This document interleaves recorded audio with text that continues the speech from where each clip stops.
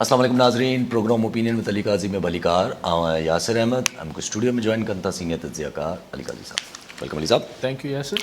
अली साहब, सदर साहब जेको आहे उहो घुराए वरितो चीफ इलेक्शन कमिश्नर खे सुभाणे लाइ। चवनि था त मूंखे आइन जेको आहे उहो रिस्पॉन्सिबल करे थो त 90 ॾींहंनि जे अंदरि अंदरि मां इलेक्शन जी डेट ॾियां, इन करे सुभाणे अचो त जीअं हिकिड़ी अप्रोप्रिएट डेट डिसाइड करे असां अनाउंस करे छॾियूं, छो जो इलेक्शन 90 ॾींहंनि खां मथे न वञणु खपनि। जी, ही सदर पाकिस्तान साहब जी पहिरीं जॾहिं पंजाब ऐं KP में बि इलेक्शन न पियो थिया तॾहिं बि ख़्वाहिश हुई त हू गवर्नर को डेट अनाउंस करे छॾी, पर उन महिल गवर्नर ज़ाहिर आहे सदर साहब जी बि कोन पिया ॿुधनि। पोइ हींअर बि सदर साहब चवंदो त सदर साहब जो सेक्रेटरी न पियो ॿुधे त इलेक्शन कमीशन छो ॿुधंदो। जी हा, संदसि पंहिंजो जेको प्रिंसिपल सेक्रेटरी आहे उहो बि न पियो ॿुधे ऐं ॿियनि कामूरनि जवाबु ॾेई छॾियो आहे जेके 22 ग्रेड जा आहिनि त असां ऐवान सदर में असांखे पोस्टिंग न खपे। यस, सो जंहिं मुल्क जे सदर पाकिस्तान सदर जी इहा हैसियत हुजे जो हुनजो पंहिंजो प्रिंसिपल सेक्रेटरी ऐं पंहिंजे घर जो मुलाज़िम बि न पियो पुछेसि त उनखे इलेक्शन कमीशन छो ॿुधंदी। भले अची रड़ियूं करे सदर साहब त भई ही डेट ॾियो, छाकाणि त हू चवंदासीं असीं नथा करे सघूं, असांखे डीलिमिटेशन्स करणियूं आहिनि। पोइ इहे त बहस थींदा त इलेक्शन कमीशन चवंदो त भई ठीकु आहे, न तव्हांजी ॻाल्हि न मुंहिंजी ॻाल्हि, सुप्रीम कोर्ट में केस हले पियो, सुप्रीम कोर्ट जॾहिं फ़ैसिलो करे वठे। ॾिसो, आउं इहे सम्झां थो, मतिलबु मे बी आउं ग़लति हुजां, त हीउ जेको प्रोजेक्ट निगरान हुकूमत आहे इहो को वेल थॉट प्लान न आहे, हीउ को टेंटेटिव प्लान आहे। हिकिड़ो अच्छा थींदो त हीअं करे वठंदासीं, अच्छा हीअं बि थी सघे थो। तव्हांजो पहिरियों इंडिकेटर आउं 2-3 दफ़ा अॻु में बि चई चुको आहियां त मुंहिंजो वाज़े इंडिकेटर इहो आहे त निगरान काबीना जी लिस्ट बि मौजूदु न हुई। न त जॾहिं अहिड़ो हिकिड़ो पूरो वेल थॉट वेल कंसीव्ड हिकिड़ो बिल्कुलु मज़बूत क़िस्म जो ठोस प्लान हूंदो आहे त हुन लाइ त सभु कुझु तयारी मुकमल हूंदी आहे, ठक ठक ठक थी वेंदो आहे। त हीउ जेको कन्फ्यूजन आहे इन मां लॻे थो त जेके प्लान ठहियलु आहे प्रोजेक्ट निगरान हुकूमत जो, उहो को एतिरो को कॉन्क्रीट हुन ते होमवर्क थियलु न हो शायदि। ही बसि आहे त अच्छा हीअं थी वियो त हलाए वठंदासीं, न थियो त न हलंदासीं, हाफ हार्टेड जंहिंखे अंग्रेज़ी में पाण चवंदा आहियूं, त माना पके इरादे सां न थियलु आहे।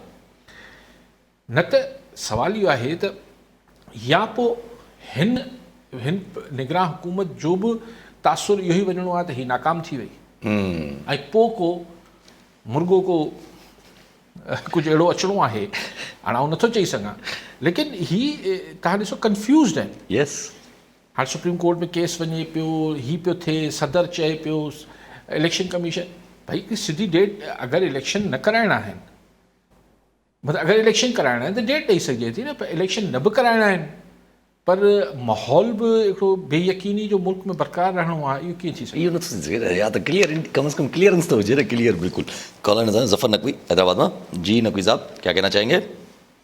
अस्सलाम वालेकुम मोहतरम, मेरे बेटे यासिर, मोहतरम अली काजी भाई, परवरदिगार सलामत रहें, खुश रहें। सर, हम मौजज़ात पे यकीन रखने वाली कौम है। काजी साहब, मौजज़ा उसे कहते हैं कि आम इंसान सोच भी न सके और वो हो जाए। चांद के टुकड़े 2 हो गए, सूरज के वापस पलटने, दरिया का पानी जो एक तरफ हो के हजरत मूसा के लश्कर को रास्ता देने, फिरौन के लश्कर को पानी में गर्क करना मौजज़ा है। हमारे मुल्क पाकिस्तान में ज़ियाउल हक के मरने के बाद उस डिक्टेटर की बनाई हुई पार्टी जिसे जुल्फ़िकार अली भुट्टो शहीद की पीपल्स पार्टी के खात्मे के लिए बनाया गया था, वो भी सर ऐसे काम करने की कुदरत रखती है जिसे इंसानी अकल तस्लीम नहीं करती। इस पार्टी के लीडर को सजा याफ्ता होने के बावजूद बैरून मुल्क भेज दिया जाता है। जो मुशर्रफ दौर में जिला वतन होकर सऊदीया के महलात में जिंदगी गुजारता, उसका पूरा खानदान पाकिस्तान को अपनी जागीर, पाकिस्तान को अपना गुलाम, पाकिस्तानी आवाम को अपने आप को ताकतवर शाही खानदान कहते हैं, वो भी मौजज़े करने के काबिल हैं सर। आज तक उनके मौजज़ात हैं, आज भी इतने ताकतवर हैं कि पाकिस्तान के इस वक्त मकबूल तरीन सियासी लीडर PTI के चेयरमैन गैर कानूनी बदतरीन अंदाज से उसे पाबंद सलासल करके न गवाह सुने, न मुलजिम चुना, न वकील सुने, बदतरीन तरीके और गैर कानूनी तौर से सियासी इंतकाम का निशाना बना के आज सुप्रीम कोर्ट में चीफ जस्टिस बंदियाल साहब के चंद रिमार्क थे कि भाई इससे जस्टिस अली अकबर नकवी ने 2-4 सवाल किए, पूरी की पूरी ये मुस्लिम लीग नीचे से पहले अतर तारड़ साहब आए, माशाल्लाह माशाल्लाह, वो बड़े खूबसूरत लगते हैं, किसी तो देख के दिल चाहता है इसकी नजर उतारी जाए। फिर वो मोहतरमा मरियम औरंगजेब साहिब तशरीफ लाई, फिर जनाब मरियम नवाज, फिर बजाते खुद नवाज शरीफ लंदन से। तो सर इनका मुआवजा आज भी चल रहा है। इनकी हुकूमत तो खत्म हो गई है। पिछले 3 साल से मरहूमा शहीद बेनजीर भुट्टो कहती थी कि हमारा लीडर, हमारा कोटा सिंध का है, तो उन्होंने जब भी मुआवजा दिखाए तो सर ये मुआवजे कब खत्म होंगे ताजी साहब प्लीज रोशनी डालिएगा। हम सिंध के लोग भी मुआवजा करके दिखाएं ना सर। बहुत शुक्रिया सर, थैंक यू सर। ठीक, बिल्कुल। मोहम्मद अख्तर लोराणी, थाना बुलाकान में। जी लोराणी साहब, छा चवणु चाहींदा? साईं अलीकाय साहब खां मुंहिंजो सुवाल आहे, हिकिड़ो यूट्यूबर उर्दू चैनल आहे, उन जेको सभु ख़बर पए की त इलेक्शन जेका असां ईंदड़ 3 सालनि ताईं न पई थिए। जी ॿी अहिड़ी ॻाल्हि, ॿी ॻाल्हि, ईंदड़ जेका इलेक्शन आहे 3 सालनि ताईं नज़र नथी अचे, की उर्दू वेब चैनल ख़बर ब्रेक कई आहे। ऐं ॿियो थी मुंहिंजो काई साहब खां सवाल त अगरि इहो सम्झो वञे त इलेक्शन न थींदी त मुल्क में गैर यकीनी वारी सूरत हूंदी, पर आउं सम्झां थो जॾहिं चूंडियल हुकूमत हूंदियूं त अवाम में ॾाढी गैर यकीनी वारी सूरत हली, जॾहिं खां निकिरनि आई त अवाम बिल्कुलु पुरसुकून आहे, का बि गैर यकीनी वारी सूरत कान्हे का। बेयकीनी हटजंदी। अच्छा, ठीकु आहे। हा, नकवी साहब फरमा रहे हैं कि हमें मुआवजे होना हमारे मुल्क में कब ख़त्म होंगे, जब हम मुआवज़ों का इंतज़ार नहीं करेंगे, हम खुद कुछ कर लेंगे। हम चूँकि मुआवज़ों का इंतज़ार करते हैं और करामात और मुआवज़ों में यकीन रखते हैं नकवी साहब, इसलिए हमारे पे ये मुआवज़े और करामात दिखाए जाते हैं। ये अगर आप 76 सालों में देखें तो ये मुआवज़े और करामात सिर्फ क्या आप नवाज़ लीग के खाते में डालकर इसको पैक कर देंगे, ऐसा भी नहीं है। हम अगर ऑब्जेक्टिव होकर बात करें तो हमने इमरान खान के दौर में भी ऐसे मुआवजे होते हुए देखे। अब मैं उनके जिक्र दोहरा भी सकता हूँ, जो उस वक्त मरियम, उनकी बेटी मरियम नवाज़ के बेडरूम में पुलिस घुस जाती थी और फिर जब उस पर केस नहीं दाखिल होता था तो आईजी एक सूबे का गायब कर दिया जाता था, तो ये भी मुआवजा होता था। बहुत सारे मुआवजात होते थे। यानी नवाज शरीफ ने बेटे से तनख्वाह क्यों नहीं ली, इसलिए तुम नाहे लो। PMLN बाजवा साहब की एक्सटेंशन को वोट दे रही है। अच्छा, फिर उसी बाजवा साहब जिसने सब कुछ किया नवाज लीग के साथ शुरू में, उसको नवाज लीग ने बड़े गा बजाकर वोट देकर एक्सटेंशन भी दिलाई। सो हमारे यहाँ मुआवज़ों की कमी नहीं, कहाँ से शुरू करें? जी हाँ, मतलब यानी एक शख्स जो बोलने और हिलने चुलने से कासिर था, गवर्नर जनरल गुलाम मोहम्मद, वो एक अपनी जो उनकी नर्स थी, उनके थ्रू उस ज़माने पाकिस्तान भी बड़ा था, ईस्ट और वेस्ट साथ थे। वो इतना बड़ा मुल्क जो था, वो एक माजूर शख्स चला रहा था। क्या ये मुआवजा कम था अपना नकवी साहब?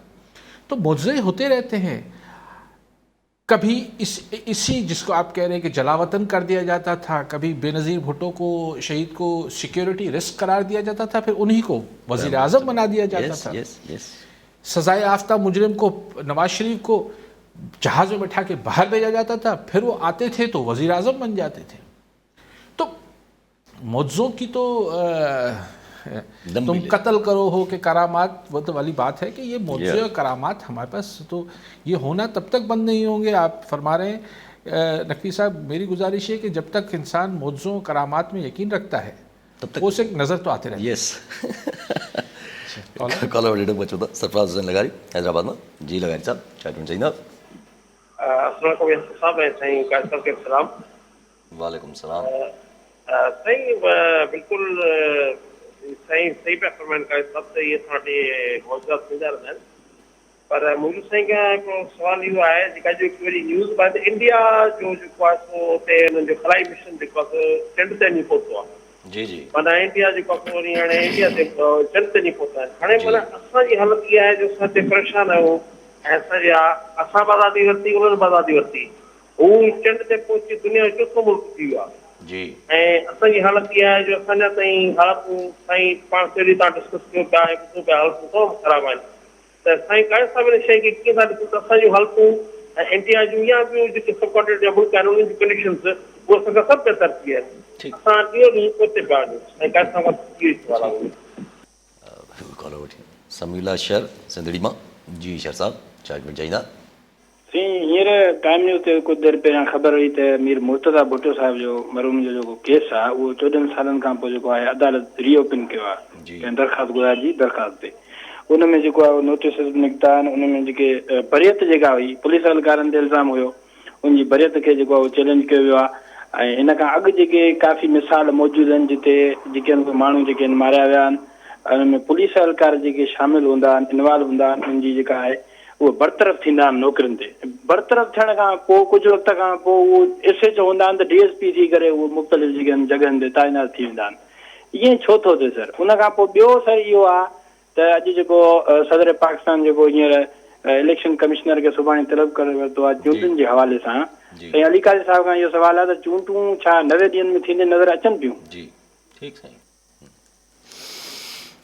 नूरानी साहब चयो त को वेबसाइट ते साईं ॾिठो आहे त 2 सालनि ताईं इलेक्शन न पई थिए साईं यार एनीबडीज़ गेस आहे न ॿियो त नक़वी साहब जे चैनल जो नालो खयूं हाँ ॿियो वरी नक़वी साहब जे चैनल जो नालो खयूं अच्छा मूंखे ख़बर न आहे मोहसिन नक़वी हा ठीकु आहे मोहसिन नक़वी त पाण निगरान चीफ मिनिस्टर आहे उहो त चाहींदो 5 साल 20 साल इलेक्शन न थिए हाणे ॻाल्हि इहा आहे सही त ही एनीबडीज़ गेस आहे जेको अंदाज़ो हणी वठो जी हा छाकाणि त हिकिड़ी ॻाल्हि कुंवर रशीद जेके सेक्रेटरी आहिनि पहिरियां हू चवनि पिया त फेबरवरी ताईं इलेक्शन मुलतवी थींदा अॼु वरी हुननि जो बयानु आयो आहे त 9 महीननि ताईं इलेक्शन नथा थी सघनि कंवर दिलशाद आहे कंवर दिलशाद, हा उहे रिटायर्ड आहिनि इलेक्शन कमीशन जा हू पंहिंजो as a expert opinion Yes.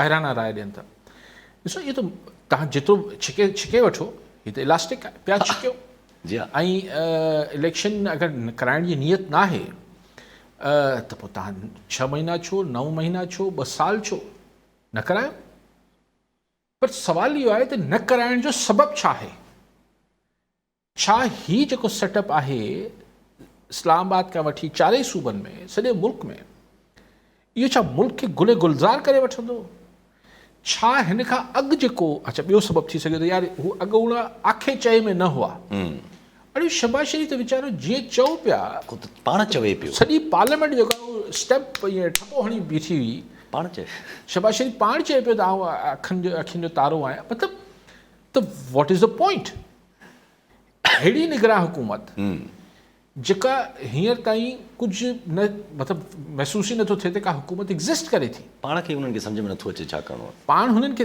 न उन्हनि खे जॾहिं ॿुधायो वेंदो त पोइ हुननि खे इहा ई त आहे त हुननि खे पाण न सम्झणो आहे हुननि खे जेको सम्झायो वेंदो उहो सम्झंदा त चवण जो मक़सदु आहे त हिन हुकूमत खे 2 साल छो हलायो वेंदो इहो अञा ॾिसणु बाक़ी आहे जी हा अञा ताईं हिन हफ़्ते ॾेढ में इहो सम्झ न आयो आहे त हीअ छो आया आहिनि ऐं हिन खे न छो आया आहिनि त अगरि इलेक्शन कराइणा आहिनि त पोइ त ठीकु आहे पर अगरि हिन खे डेक कराइणी आहे त आख़िर हू प्रोजेक्ट आहे छा असां जहिड़े माण्हुनि खे ख़ुशफ़हमी हुई त हाउस इन ऑर्डर आणण जी ॻाल्हियूं थींदियूं असां जहिड़े माण्हुनि खे ख़ुशफ़हमी हुई त भई को वॾो हिते डायनेमिक क़िस्म जी हिकिड़ी चेंजिस ऐं मतिलबु माण्हू हूंदा त अलाए शुक्र आहे त असां तव्हां जहिड़ा माण्हू आहिनि सभु असांखां त वरी बि अक़लमंद हूंदा पर सो वॉट इज़ अचीवमेंट छा करणी छा हासिलु छा करिणो आहे उहो क्वेश्चन मार्क आहे उहो सम्झ में अची वेंदो त पोइ साईं मुदत बि पाण तइ करे वठंदासीं त भई हासिलात तव्हां छा हासिलु करणु चाहियो था उन लाइ तव्हांजी रफ़्तार ऐं तव्हांजी कारकर्दगी ॾिसबी आहे न मूं तव्हांखे हिकिड़ो पहिरीं बि चयो त वरी हिकिड़ो दोहिराए छॾिया त को ईअं मिस्टेक हो को ईअं बुज़ुर्ग वेठो उन खां कंहिं चयो त भई फलाणो जेको मुक़ाम आहे या शहर आहे या ॻोठ आहे केतिरो परे आहे त हुननि खे जवाबु ई न ॾिनो वरी जॾहिं उहो हमरा सम्झे रूड क़िस्म जो बुज़ुर्ग वेठो आहे उहो हली पियो तुंहिंजो पोयां पाणे अची चई त बाबा तोखे 10 मिंट या 12 मिंट लॻंदा तुंहिंजो मूं पहिरीं तोखां पुछियो तो चाचा मूंखे ॿुधायो कोन जी बाबा तुंहिंजी हलणी त ॾिसां जी हा त तुंहिंजी स्पीड छा आहे जी हा त तूं 10 मिंट में पहुचंदे तूं 20 मिंट में पहुचे त हिन निगरान हुकूमत जी बि को हलणी त नज़र ई नथी अचे फ़िलहाल त इहे मम थियो वेठा आहिनि ऐं अजीबो ग़रीब बयान ॾियनि पिया दहशतगर्दी जो मुक़ाबिलो कंदासीं असीं आवाम जी ख़िदमत कंदासीं सो क्वेश्चन इहा आहे त हलणी ॾिसूं साईं लवराणी साहिबु त पोइ ॿुधाईंदा पोइ धुको हणंदासीं त 2 साल में ई इलेक्शन जे मंज़िल ते पहुचंदा 2 महीननि में पहुचंदा या डिघो कंदा कॉल गिरफ़्तारियूं बि त चवनि था असांजे CM साहिबु ऐं गवर्नर साहिबु कॉलूं आहिनि त हारून खिज़री कराची मां जी खिज़री साहिबु छा चवणु चाहींदा अस्सलाम वालेकुम काज़ी साहिबु जेको ॻाल्हि कई आहे तव्हां बि हींअर ॻाल्हि कई आहे त अॼु जेके 2 बयान आयल आहिनि हिकिड़ो आहे गवर्नर साहिब जो।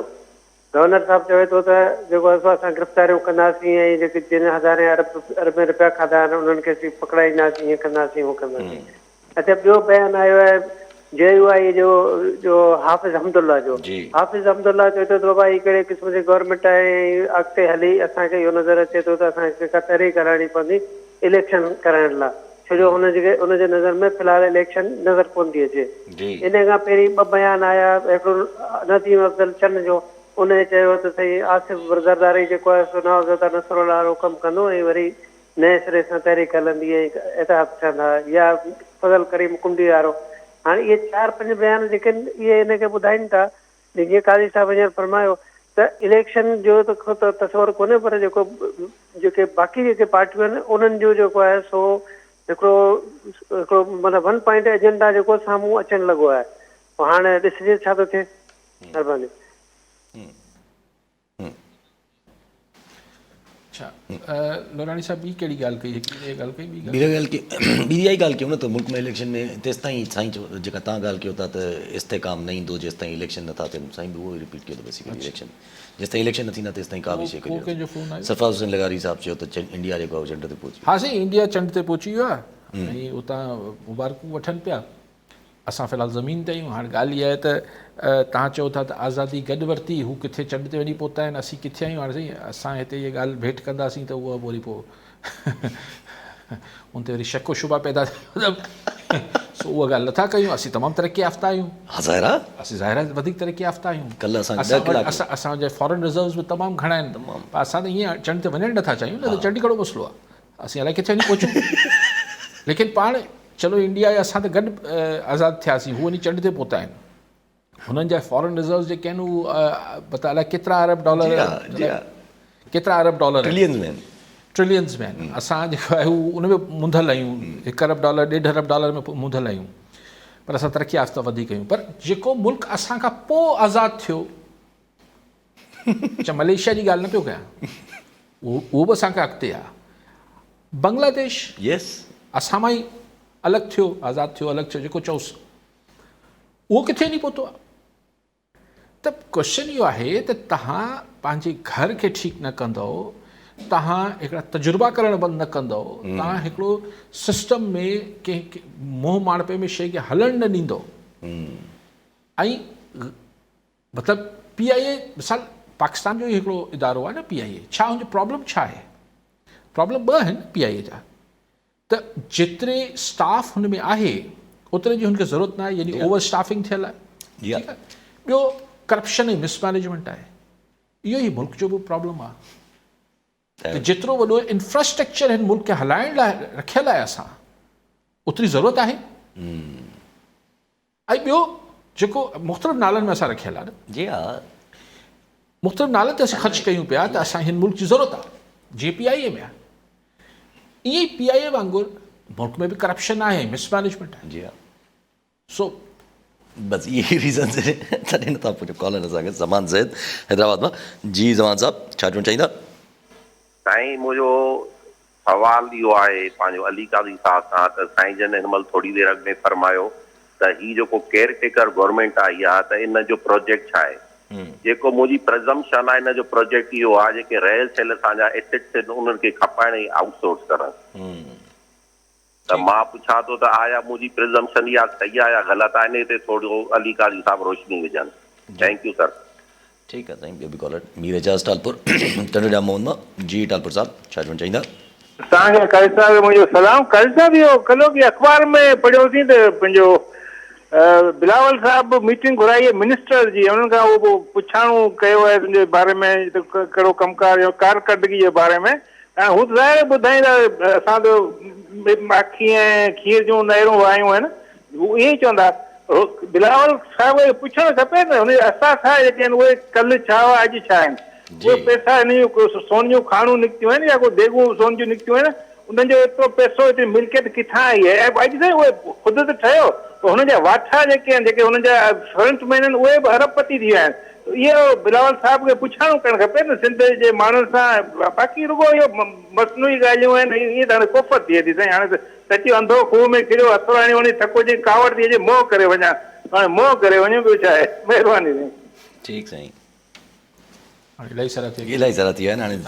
हाणे शुरू कंदा समीउल अशर साहिब खां। मुर्तज़ा भुट्टो जो केस रिओपन छो थियो आहे साईं? साईं, अदालत में हिकु दरख़्वास्त विधल हो त हू जेका बरियत थी ही मुल्ज़मान जेके हुआ उन्हनि खे सभिनी खे बरी करे छॾियूं, त उनजे ख़िलाफ़ु हाणे वञी अदालत चयो आहे त न, वरी केस खे ॿीहर उनजी ॿुधणी शुरू थी आहे। हाणे उहो त हिन में तव्हां ॿ ॻाल्हियूं सोचे सघो था। हिकिड़ी ॻाल्हि त सिधी सिधी ॻाल्हि आहे त भई अदालतनि में असां वटि अपीलूं ऐं हीअ जेके दरख़्वास्तूं हूंदियूं आहिनि पयूं हूंदियूं आहिनि, जॾहिं वञे लॻनि सालनि जा साल गुज़री वेंदा आहिनि। हिकिड़ी ॻाल्हि हुन खाते में ॾिसी हिनखे हिकिड़ी रूटीन जो मामिलो सम्झी सघिजे थो। तव्हां शर साहिब तव्हां कुझु तव्हां हिन मां कुझु ॿियो सम्झणु चाहियो था त जमहूरियत आहे, तव्हां सोचे सघो था। ऐं मूंखे ख़बर न आहे त हिन जे पोयां को ॿियो को एलिमेंट आहे या न आहे। मुंहिंजो ख़्यालु आहे त हीउ उहो ई किसो आहे त सालनि खां हिकिड़ी शइ पई हुई, ओचितो साम्हूं अची वई आहे, त फ़ैसिलो त न आयो आहे अञा, त हुन ते ॿुधणी थींदी, ख़बर पए अञा त डायरेक्शन छा अथसि। अच्छा, ॿियो छा चयो? ॿी साईं प्रेसिडेंट जी ॻाल्हि कई त प्रेसिडेंट साहिब इलेक्शन में साईं की त ॾिसो सुभाणे इलेक्शन कमिश्नर वञे बि थो साईं वटि, सदर वटि, या नथो वञे? हिकिड़ो चकर त न वियो आहे, पहिरियां घुरायो वञेसि। हा, छो वञे? छा करे वठंदो सदर अलवी साहब? सदर अलवी साहब पंहिंजे सेक्रेटरी खे हटाए नथो सघे, ॿियो सेक्रेटरी नथो रखी सघे। इहे हाणे सदर अलवी पियो सॼे, पर जे हले बि वियो त चवंदो यार डॉक्टर साहब पंहिंजो कमु कर। मतिलबु इहो न बि चए, पर पोलाइट ज़बान में चवंदो न, जी जी आपने हुकुम किया मैं बिल्कुलु देखता हूँ। सो हाणे तव्हां छा शर साहिब ॻाल्हायां, पोइ कंहिं साईं खिज़री साहिब चयो त जेका गवर्नर साहिब चवनि था त गिरफ़्तारियूं थींदियूं। अच्छा, हाणे जेका गिरफ़्तारियूं ऐं मुख़्तलिफ़ बयान खिज़री साहिब कोट कया, इन ते पहिरीं हुननि ॻाल्हियुनि ते अची वञूं जेके मतिलबु जेको हमदुल्ला साहिब छा आहिनि, जे PDM हाफ़िज़ हमदुल्ला साहिब PDM जा स्पोक्स तर्जुमान आहिनि PDM जा, ऐं आहिनि तालुक JUI सां आहे। इन्हनि जो ही उहो आहिनि जिन्हनि जो हिकिड़ो थोरी रिलक्टेंस हुई पहिरियां बि तयारी, डिघो न हलणु खपे, हीअ न थियणु खपे। हाणे बि हू हिकिड़ो शायदि सेंस कनि पिया त अगरि फेबरवरी खां मथे चढ़ियो त पोइ हिकिड़ी ख़ामोश आमरीत अची वेंदी आहे। हाणे हींअर बिल्कुलु जमहूरियत आहे, पोइ ख़ामोश आमरीत अची वेंदी आहे, अलाए कीअं ईंदी साईं चवनि था। ऐं पोइ चवनि था हिकिड़ी पोइ चएसि कंहिंखे ॿियो कोट कयो उन्हनि, त पोइ ज़रदारी साहिब की नवाज़ नसरुल्लाह, इहो हिकिड़ो फ्यूचर जा सिनारियोज़ बयानु थियनि था। पर छा असांजी ही समूरियूं पार्टियूं हिन पोज़ीशन में आहिनि जो ही ज़ाहिर आहे ही तहरीक कंहिंजे ख़िलाफ़ु हलंदी? काकड़ साहिब जे ख़िलाफ़ु त कोन हलंदी, ऑब्वियसली, ठीकु आहे। सो ज़ाहिर आहे काकड़ साहिब या हिन सभिनी खे बैकिंग जिन्हनि धुरियुनि जी आहे, ज़ाहिर आहे ही इस्टेब्लिशमेंट हिननि खे सपोर्ट करे पई हिन सेटअप खे, त पोइ हुनजे ख़िलाफ़ु तहरीक हलाइण जी पोज़ीशन में आहे। ऐं छा असांजी इस्टेब्लिशमेंट हिकिड़े ई वक़्त में सभिनी सां मामलात कंदी, उहो बि ख़बर न आहे, आउं त कमेंट नथो करे सघां।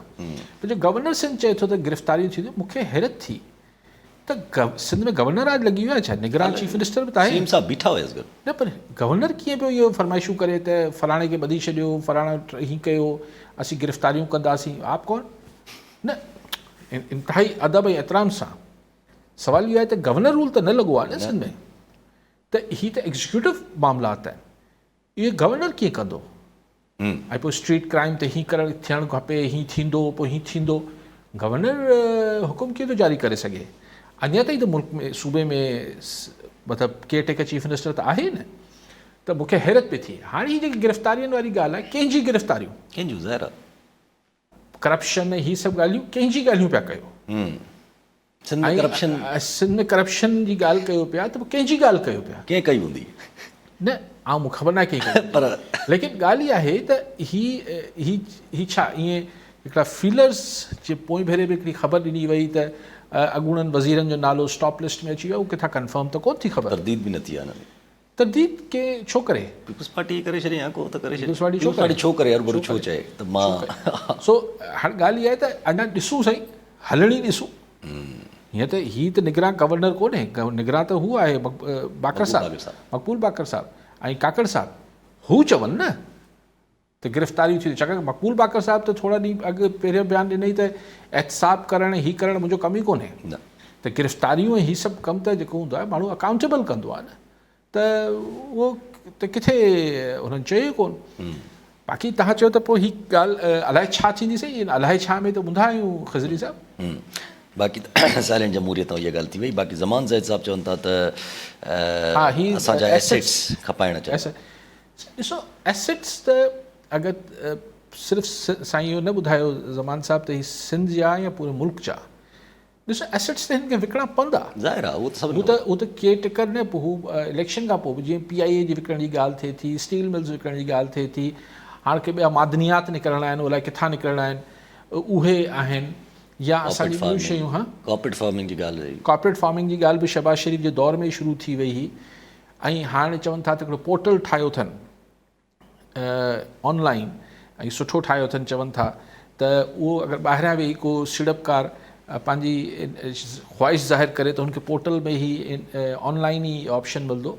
सुठी ॻाल्हि आहे, तव्हां इन्वेस्टर्स आणियो, सुठी ॻाल्हि आहे, अगरि अचनि था त ज़रूरु आणियो, पर अॻे न उहा ॻाल्हि कयां थो त जेको हींअर सीड़पकारी करे वेठो आहे मुल्क, तव्हां अगरि मुल्क जी ॾिसो, तव्हां अगरि चोतरफ़ मच्छर आहिनि, चोतरफ़ तमामु घणा मच्छर आहिनि, तव्हां हिकिड़े माण्हू खे आणे हुनखे मच्छरदानी में अगरि विहारे बि छॾींदो, हुनजी चोतरफ़ हिकिड़ा वॾी नेट हणी, मच्छरदानी हणी, हुनखे विहारे बि छॾींदो हिकिड़े गोरे साहब खे या असांजे अरब सगोरे खे, नेट त हुनखे ॿाहिरि निकिरी हुन मच्छरदानी खां जीअं निकिरंदो मच्छर चकड़ंदसि। इन्वेस्टर खे त इन्वेस्टर फ्रेंडली माहौल खपे न, बिज़नेस फ्रेंडली माहौल खपे, बिज़नेस फ्रेंडली माहौल खपे, ऐं ईस्ट टू बिज़नेस। हलो, तव्हांजा हिकिड़ा पूरा माण्हू लॻल हूंदा त साईं हीउ गोरो साहब आहे, हीउ अरब सगोरो आहे, हिन खां त तव्हां रिश्वत न वठो, हिन जी फाइल जल्दी हलायो, हिन खे हिन बनी वरिती आहे त हिन खे पाणी पूरो ॾियो।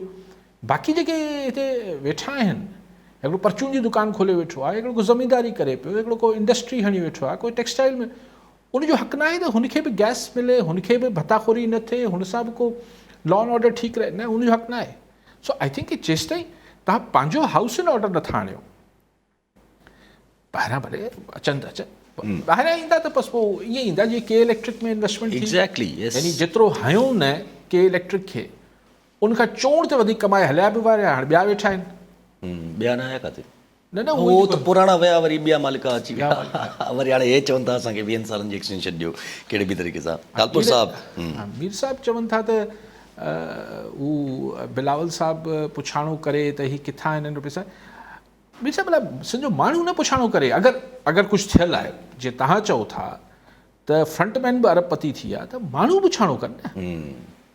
बिलावल साहब त करे न करे संदसि मर्ज़ी आहे, ऐं हाणे जॾहिं हुकूमत हली वई त हाणे छाजो पुछाणो आहे, पुछाणा त हुकूमत जे दौरान थींदा, चलो उहो हुननि जो पार्टी जो अंदरि जो मामिलो आहे, आउं हुते कॉमेंट नथो कयां, लेकिन अगरि कंहिं करप्शन कई आहे, मीर साहब खे चवंदो जान मोहम्मद में ख़बर आहे त फलाणो ख़ान जेको आहे जो फ्रंटमैन साईं जे पाड़े में रहे थो, उहो अरबपति थी वियो आहे, मीर साहब वोट ॾियण महिल पोइ इहो ज़हन में रखे न, उहो असीं नथा रखूं। हीअ हिकिड़ी डिस्कशन जा मौज़ू आहिनि। बाक़ी मुंहुं करे हलियो वञिजे सही, बिल्कुलु जंहिंजो वस पुॼे पियो मुंहुं करे पियो, बाक़ी पर हाणे 27 करोड़ आबादी आहे, जाए तो जाए कहाँ। जी हाँ, एग्जैक्टली, काॾे वञे माण्हू, किथे केतिरो विढ़ंदो। ऐं सभु अॼु सुप्रीम कोर्ट में इमरान ख़ान साहब जी हियरिंग थी, जेका इमरान ख़ान साहब जी तोशाखाना केस में सज़ा आयल आहे उनजे ख़िलाफ़। सुप्रीम कोर्ट काफ़ी रिमार्क्स बेड़ा ॾिना आहिनि, जंहिंमें क्लियर इंडिकेशन अचनि था पिया, जंहिंमें क्लियर इंडिकेशन्स अचनि था पिया त इमरान ख़ान साहब जेके आहिनि उहे मतिलबु जेको आहे ग़लति फ़ैसिलो थियो आहे, जेको माना सुप्रीम कोर्ट जे रिमार्क्स मां, पर हुन इहो चयो आहे त असां हिकिड़ो ॾींहुं वेट था करे वठूं, सुभाणे ॾिसूं त इस्लामाबाद हाई कोर्ट छा फ़ैसिलो थींदी। जी, सुप्रीम कोर्ट जा कमेंट्स त इहे आहिनि त लॻे थो त जज तमामु मतिलबु काफ़ी क़ानूनी लकूनाज़ आहिनि, ख़ामियूं आहिनि फ़ैसिले में। उहो त हाणे सुप्रीम कोर्ट जे चीफ जस्टिस आहिनि, हर कंहिंखे नज़र आयो पियो त जज साहब कीअं फ़ैसिलो कयो हो, ऐं उन ते शायदि शुरू में नक़वी साहब बि चयो पियो त हीअ सॼी नवाज़ लीग ऐं हीअ सभु जेके आहिनि नाराज़ थियनि पिया, त छो चीफ जस्टिस जेको हाणे, लेकिन ॻाल्हि इहा आहे त अगरि हिन खे सुभाणे परीं सुप्रीम कोर्ट में हिन केस में रिलीफ मिली बि वियो, ॿिया अलाए केतिरा केस दाख़िल थियल आहिनि। अॼु हिकिड़े मां इजाज़त मिली वई गिरफ़्तारी जी, जिन हाउस हिकिड़े मां मिलंदी, ॿिए में मिलंदी, हाणे ये सिलसिला चलता रहेगा, पोइ कुझु न त बकरी जी चोरी त किथे ई न वई आहे। जी हा, सो इहो त हलंदो रहंदो। इनमें हाणे को सुप्रीम कोर्ट को ब्लैंकेट रिलीफ ॾे, यानी सफ़ा हर केस मां उनखे आजो करे, क़िस्मती हूंदो। बाक़ी ऐं इहा ॻाल्हि नवाज़ शरीफ़ हुतां वेही चए पियो मियाँ साहब त भई मुंहिंजे लाइ बि साकिब निसार चयो त उसको जेल में न अची, सही त ग़लति थियो न उन महिल बि, जेको जे नवाज़ शरीफ़ खे सज़ा ॾिनी, उहो जज बि अलाए वीचारो गुज़ारियो, छा नालो हुयुसि, अलाए छा नालो हुयुसि, जी हा, अरशद अलाए छा, अरशद ख़ान समथिंग, त भई हुन बि त ग़लति कयो न। तव्हां अच्छा हलो भले हुनजे पोयां छा सिर्फ़ु इमरान ख़ान हो, उनजे पोयां त ॿिया बि हुआ, लेकिन चलो हो हाणे तव्हां त मतिलबु कंहिंखे त आख़िर हिन मुल्क में कॾहिं त सिधी राह ते बि आणणो आहे न। बाक़ी हिकिड़ी ॻाल्हि कंहिं कॉलर विच में चई त सही, पोइ ही सभु पार्टियूं कठियूं थी वेंदियूं, पोइ ही छा इलेक्शन लाइ दॿाउ, सही नवाज़ लीग छो इलेक्शन लाइ दॿाउ विझंदी? हा ॿियूं पार्टियूं थियनि त थियनि, मूंखे त नवाज़ लीग खे चवंदा पिया साल ॾेढ तरसो, फ़िलहाल न त हुनखे छॾियूं था क़ासिम जे अब्बा खे। सोच लो, ख़ुदि ही JUI लाइ पीपल्स पार्टी लाइ बि इशू आहे ऑब्वियसली। त ठीकु आहे बाबा, तव्हां अगरि घणो इलेक्शन तकड़ा आहे तव्हांखे, हुनखे छॾियूं था, पोइ विढ़जोसि इलेक्शन। पुछा अच्छा ठीकु आहे भला साल ॾेढ भली कॉलर सां गॾु आसिफ़ अली नंढो इलाइक़े मां। जी आसिफ़ साहब छा चवणु चाहींदा? अस्सलाम वालेकुम यासिर साहब ऐं अली कासिम सलाम। सर मुंहिंजो सवाल इहो आहे कि जेके PST ऐं GST वारा जेके टेस्ट थिया हुआ 2021 में, उहो त बिल्कुलु हिकिड़ो प्रोसेस हलंदड़ हो, हुन ते त ना इलेक्शन कमीशन पाबंदी लॻाई हुई, ना त हुन ते को स्टे आयो हो। ऐं अकबर लिगारी साहब जेका हिकिड़ी पहिरीं काबीना हुई पाकिस्तान पीपल्स पार्टी जी सिंध गवर्नमेंट जी, उहा वेंदे वेंदे आख़िरी टाइम ते उन्हनि नौकरियुनि ते छो पाबंदी लॻाई वई आहे, बैन करे वई आहे या फ्रीज़ कयो अथनि, जंहिंनि ते इलेक्शन कमीशन बि कुझु कोन चयो आहे कि तव्हां हिननि खे फ्रीज़ कयो, न को स्टे आयो आहे। हो त जेको हुननि जो जेको मसइलो हो 33 खां 39 वारनि जो, पर हिननि जेको पहिरियों जेको हलियो पए न PST GST वारो, हुननि खे हिननि फ्रीज़ करे छॾियो आहे, पूरो सिस्टम ई फ्रीज़ करे छॾियो आहे, न को। ठीकु साईं, ॿियो बि कॉलर आमिर अली कराची मां। जी आमिर साहब छा चवणु चाहींदा?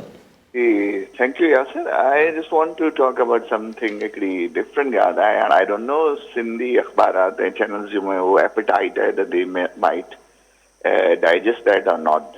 Guzarish hai that a couple of days has gone by, the caretaker government has taken over. Recently, administrative changes came, like IG has been changed, CS. All of a sudden, hue and cry thing, the way all Sindhi officers have been removed, Sindhin ji hakook ji hak tarfi shuru thi wai hai, and how to protect the rights of Sindh. And as a matter of fact, world over, the systems are strong, and government rules and regulations are strong. The koi problem nathi the Sindh rights protect thi sakan tha. Examples vato kuch advanced countries, like United Kingdom mein Rishi Sunak, Kamala Harris is Vice President in America, but they don't dare to do anything against the rights of USA or UK. And even Sindh mein bhi the system is strong thing, that we may protect the rights of Sindh and Sindhis. Otherwise, Chonakhani, Tawai as a Sindhi chief of army staff team, we may not protect. In the Hawale sa cho agahi nathi kai vanye. The systems ke strong ke. Then even a caretaker, CM or a governor, they may not go against the rights of indigenous people. Thank you very much. साईं आसिफ़ साहब ॻाल्हि कई, पोइ भेरे बि शायदि हिकिड़ो दफ़ो call कई। सही बिल्कुलु ॾिसणु खपे हिन केयरटेकर गवर्नमेंट खे भला इहो मसइलो अगरि हुननि जो को तालुक़ ई न आहे इलेक्शन सां हिन सां, त पोइ उहो त हिकिड़ो प्रोसेस जेको आहे जॉब्स जो उहो करणु खपे। जेके PST ऐं GST जा उम्मीदवार आहे उन्हनि खे ॾियणु खपनि जॉब्स।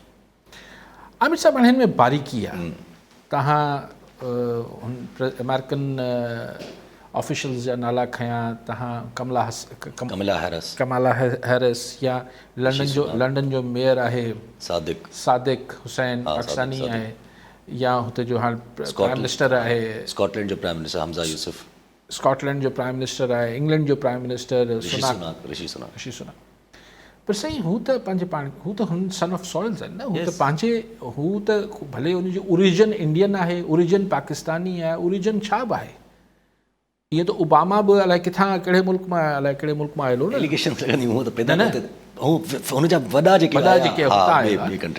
ऐं अमेरिका में त सभिनी जा वॾा ॿाहिरां ई आयल आहिनि। सवाल इहो न आहे, सवाल इहो आहे त जेको हुन धरती खे ओन करे ऐं उते ई हुनखे रहणो बि हुजे न। हीअ सभु ख़तम बि थी वेंदा प्राइम मिनिस्ट्रियूं ऐं हिननि जूं मेयरशिपूं, त हीअ रहणा त उते ई आहिनि। असां वटि हीअ ॿाहिरां जेका अची ऑफिसर्स मुक़ररु थियनि था, इन जी का लॉजिक हुजणु खपे। ऐं सिर्फ़ु एतिरी ॻाल्हि कयां थो। ऐं ॿी ॻाल्हि इहा तुंहिंजी मेरिट हुजणु खपे, यानी लॉजिक सां मुरादी मेरिट आहे। त भई अगरि 22 मतिलबु हुनजा सीनियर ऑफिसर्स अगरि सिंध में हुते जा सन ऑफ सॉइल आहिनि, नेटिव आहिनि, त तव्हां पोइ ॿाहिरां छो था इम्पोर्ट, यानी ॿिए सूबे मां छो था आणियो। सो इहो बहल सही न आहे। ऐं हिते इहो मिसाल बि रेलेवेंट, माफ़ कजो आमिर साहब, न आहे। हुते जा ई सुनाक ऐं ही सभु जेके आहिनि उहे हुते जा ई माण्हू आहिनि, इलेक्टेड माण्हू ऐं इलेक्टेड बि आहिनि हुते जा ई आहिनि। एक्ज़ैक्टली माण्हू खड़ा हाणे उहो हाणे को उन्हनि खे वापसि इंडिया न वञिणो आहे या पाकिस्तान न अचिणो आहे, हिते ई जंहिं ट्रांसफर थींदी टपड़ ॿधी ॻोठवींदा, इहो न थियणु खपे। ही हिकिड़ी ॻाल्हि एसि ताईं ठीकु आहे, मतिलबु एतिरो मुंहिंजो तव्हां सां इख़्तिलाफ़ु आहे। जेका ॻाल्हि तव्हां हू कयो पिया, ये सिस्टम मज़बूत हुजणु खपे, बिल्कुलु हुजणु खपे, ठीकु थी वियो, पर सिस्टम कीअं मज़बूत थिए जॾहिं सीनियर्स जे मथां जूनियर अची वञनि। पर टी ॻाल्हि बि सही आहे त जॾहिं असांजा सिंधी ॻाल्हाईंदड़ ऑफिसर बि हुजनि था, सन ऑफ सॉइल बि हुजनि था, पोइ सिंध में छा गुल गुलज़ार थी वञे थो। अनफॉर्चुनेटली, भले कुझु दोस्तनि खे मुंहिंजी ॻाल्हि न वणे, पर अनफॉर्चुनेटली त हू हर ॻाल्हि हिन ॻाल्हि ते सॼो कुथो कमु हिन ॻाल्हि ते कनि था, सही नौकिरी आहे छा कयूं। पता न, लेकिन वरी बि जेका ॻाल्हि सही आहे उहा सही आहे, त ईअं थियणु न खपे। हाणे जेके छह ऑफिसर्स जिन्हनि हिकिड़ी थोरो बग़ावत जो अलम बुलंद कयो हो, IG साहिब खां असीं सीनियर आहियूं, तव्हां ॾिसो न ॻाल्हि अॼु बि अख़बार में पढ़ियो पिए त हुन में 4 ते वञी चयूं त साईं ठीकु आहे असांखे चङी पोस्टिंग ॾियो, हुनखे तव्हांखे चङी पोस्टिंगूं ॾींदासीं।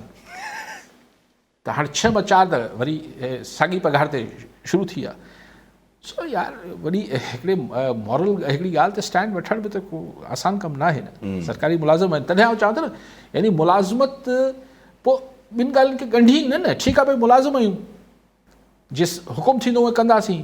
असांखे छा आहे त एजुकेशन छा बि मुल्क जे सूबे जी थी वई, छा हेल्थ थी वई, छा लॉ एंड ऑर्डर थी वियो, छा न थियो, असांखे सही बचा बि पालणा आहिनि ऐं नौकिरी बि करणी आहे, पर ठीकु आहे।